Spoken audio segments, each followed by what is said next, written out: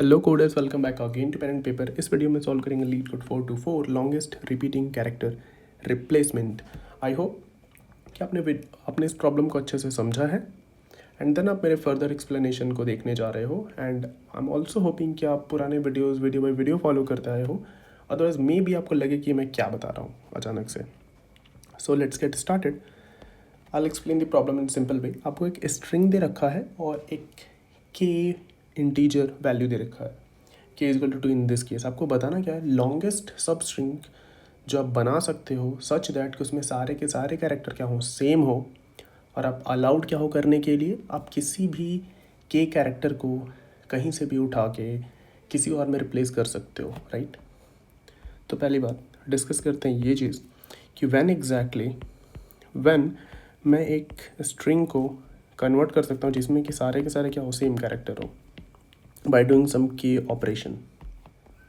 Let's say ये मेरा कोई कैरेक्टर है और एक्स वाई एक ऐसा कुछ है, एक दूसरे कैरेक्टर है, ज़ीरो एक अलग कैरेक्टर, एक्स वाई अलग कैरेक्टर है, और के इज इक्वल टू हमारा 2 दे रखा है। हमें करना क्या है, के ऑपरेशन करना है, किसी भी दो को रिप्लेस कन्वर्ट कर देना है किसी और में। तो मैं इन दोनों को अगर ओ में कन्वर्ट कर दूँ तो मेरे सारे के सारे क्या हो गए, सेम कैरेक्टर हो गए ना। सो बेसिकली अगर हम ऑब्जर्व करें तो किस केस में हम एक स्ट्रिंग को कन्वर्ट कर सकते हैं ऐसे स्ट्रिंग में जिसमें कि सारे के सारे सेम कैरेक्टर हो, बाय परफॉर्मिंग के ऑपरेशन इज कि हम मैक्स फ्रीक्वेंट एलिमेंट निकाल लें इस स्ट्रिंग में से, और मैक्स फ्रीक्वेंट को छोड़ के रिमेनिंग कैरेक्टर काउंट निकाल लो। रिमेनिंग कैरेक्टर काउंट अगर मैं निकाल लेता हूँ, अगर रिमेनिंग कैरेक्टर काउंट जो है वो लेस देन इक्वल टू 2 है, देन मैं पूरे के पूरे सब स्ट्रिंग को क्या कर सकता हूँ, कन्वर्ट कर सकता हूँ ऐसे सब स्ट्रिंग में जिसमें सारे के सारे सेम कैरेक्टर होंगे। सिंपल लॉजिक क्या बिल्ड हुआ हमारा कि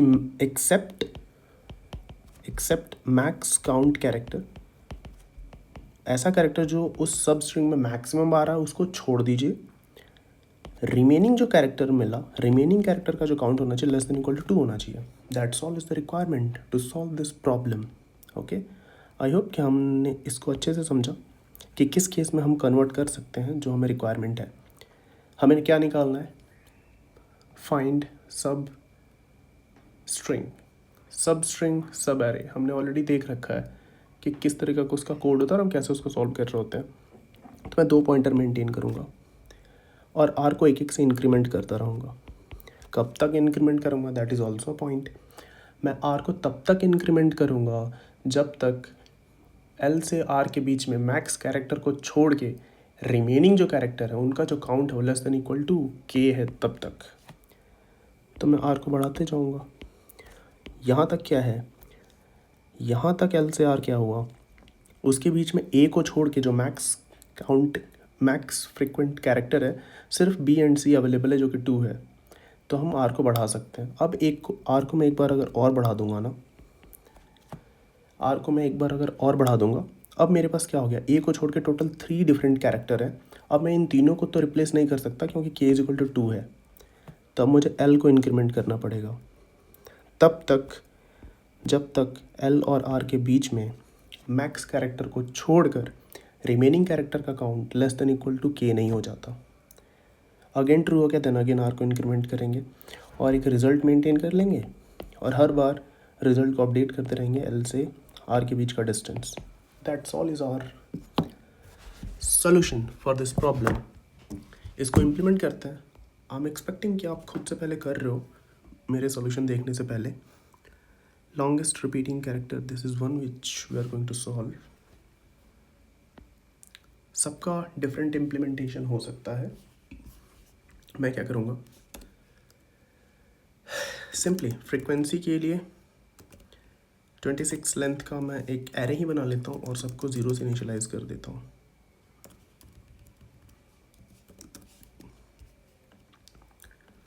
कूल एंड या एज इट इज़ जैसे हम हमेशा कोड लिखते हैं, एल लेफ्ट पॉइंटर मेंटेन कर लेते हैं, एक रिजल्ट 0 मेंटेन कर लेते हैं एंड नाउ इटरेट करेंगे।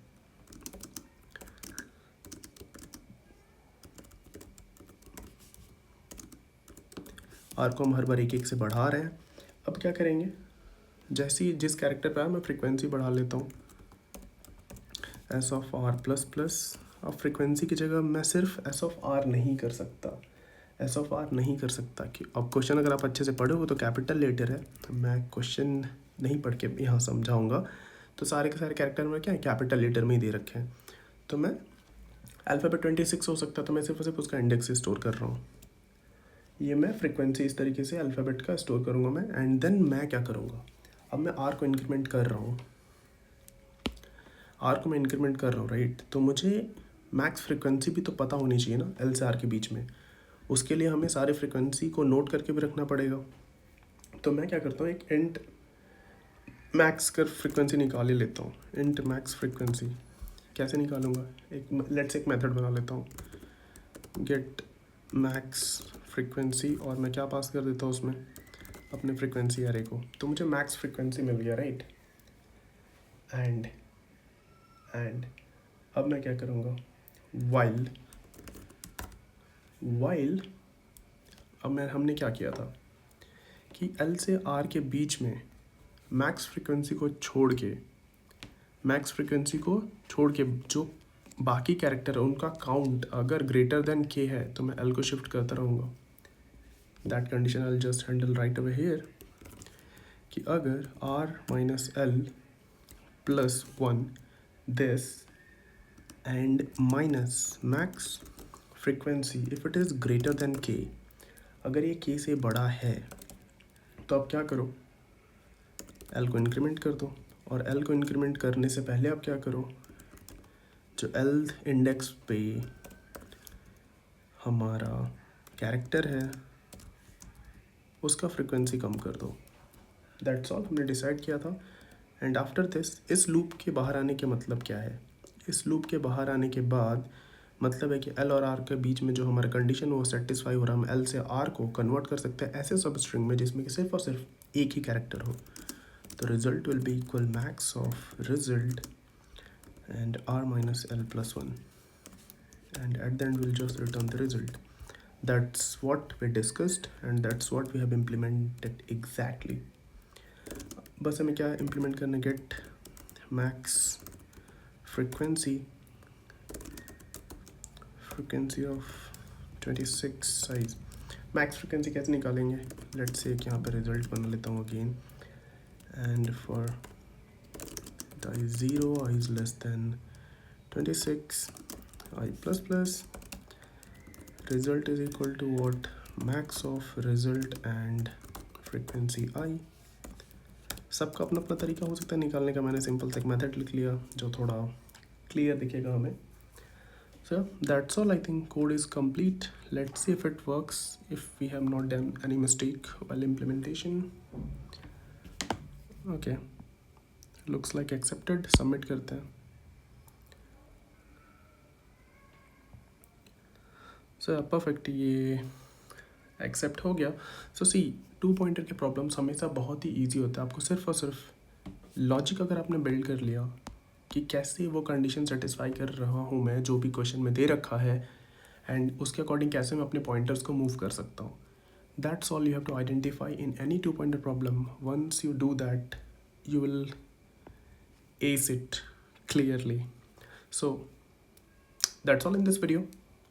Give the thumbs up and do subscribe to this channel. See you in the next video. Take care. Bye bye.